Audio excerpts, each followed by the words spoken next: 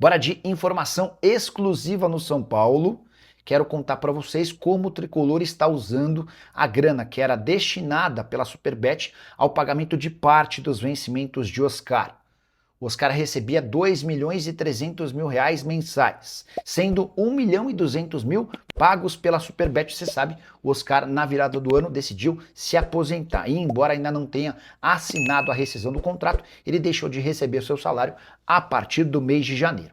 Esse 1 milhão e 200 mil que eram pagos pela Superbet ao Oscar foram incorporados ao patrocínio e estão sendo depositados mensalmente na conta do São Paulo.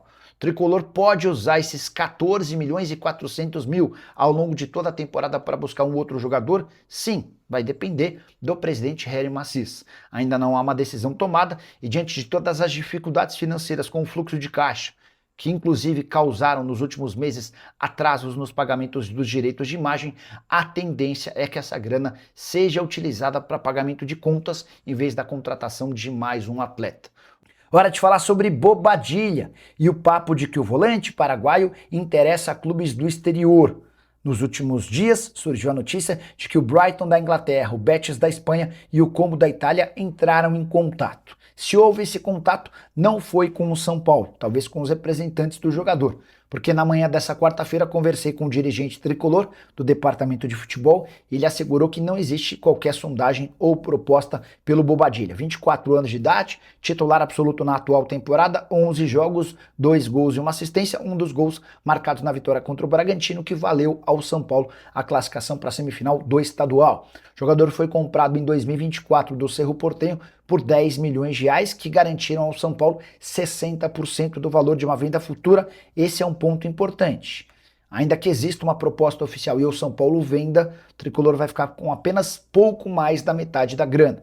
Importante registrar também que o Bobadilla é atleta da seleção paraguaia e disputará a Copa do Mundo, o que pode permitir ao São Paulo uma valorização desse atleta caso seja titular e tenha boa participação nos Estados Unidos, no Canadá e no México. O contrato dele se encerra em dezembro de 2027.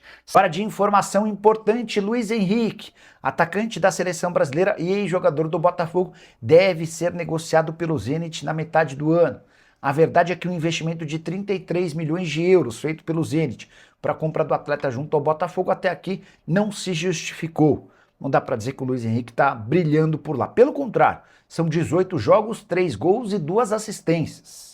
Um detalhe importante, os 2 dos 3 gols marcados foram nas 2 últimas partidas, uma delas em que ele sai do banco de reservas.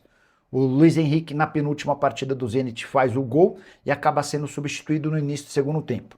Ele começa o último jogo na condição de reserva, entra no finalzinho para marcar o gol da vitória contra o Baltica.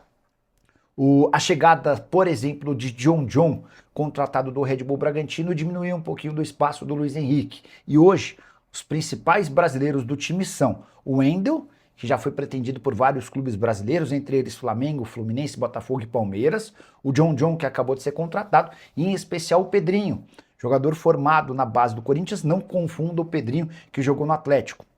Me refiro ao Pedro, que foi negociado com o Zenit naquela transferência que trouxe o Yuri Alberto para o Parque São Jorge.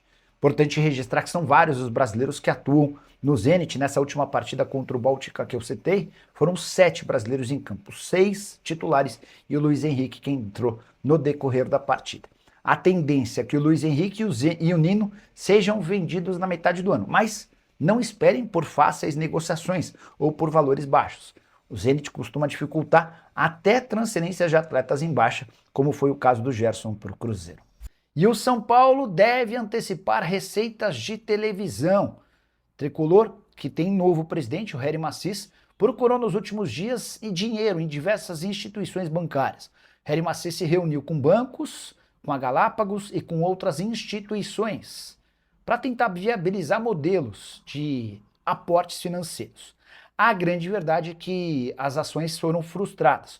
São Paulo não tem muito moral no mercado, especialmente por conta da fama de mal pagador, e diante desse cenário não deve restar outra alternativa ao presidente do São Paulo do que aceitar a antecipação de 5% dos direitos de transmissão do Campeonato Brasileiro referentes à Libra. Essa possibilidade foi sugerida para todos os times que fazem parte da Libra. O Grêmio, por exemplo, já aceitou e saiu gastando e contratando jogadores especialmente na Argentina, com a perspectiva de cair nos próximos dias um valor próximo a 73 milhões de reais. Certamente com 73 milhões, o novo presidente do São Paulo tem fôlego para, não sei se até o fim da temporada, mas para pelo menos os próximos meses, ele que tem batido na tecla de que não vai mais aceitar atrasos nos pagamentos dos direitos de imagem. Tricolor durante toda a temporada passada atrasava 2 meses. Quando ia completar o 3º mês de direito de imagem, para evitar que os jogadores pudessem ir à justiça, São Paulo quitava um dos meses e foi assim que a coisa seguiu. Hora de falar sobre o outro lado do clássico, São Paulo na bronca com a arbitragem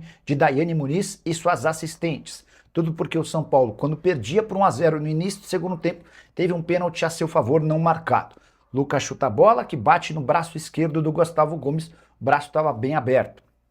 A Daiane disse que viu o lance, o árbitro de vídeo não a chamou e o jogo continuou. Na sequência, o Palmeiras fez 2-0, gol do Flaco Lopes. E com a vantagem de 2-0, o pênalti marcado pela Daiane, de um braço do Marlon Freitas no rosto do Lucas Ramon, esse pênalti teve pouco efeito, o Caleri até diminuiu a vantagem palmeirense, mas a verdade é que o São Paulo não teve força para buscar o gol do empate. Se o pênalti, na visão do São Paulo, o primeiro do Gustavo Gomes, tivesse sido marcado, 1-1 certamente interferiria no resultado do jogo. Importante registrar que Hernan Crespo, ainda dentro de campo, falava que é sempre assim, que o São Paulo sempre tem problemas de arbitragem quando enfrenta o Palmeiras. Rui Costa, executivo de futebol, e outros jogadores foram no mesmo caminho reclamando dessa dificuldade em ter marcações a seu favor nos confrontos contra o Verdão. Você acha coincidência?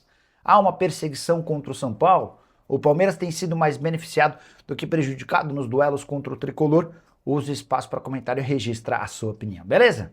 Reviravolta no São Paulo, o Tricolor não vai mais jogar no Brinco de Ouro da Princesa enquanto não tiver o Morumbis, que tem sido palco de uma série de shows do AC/DC.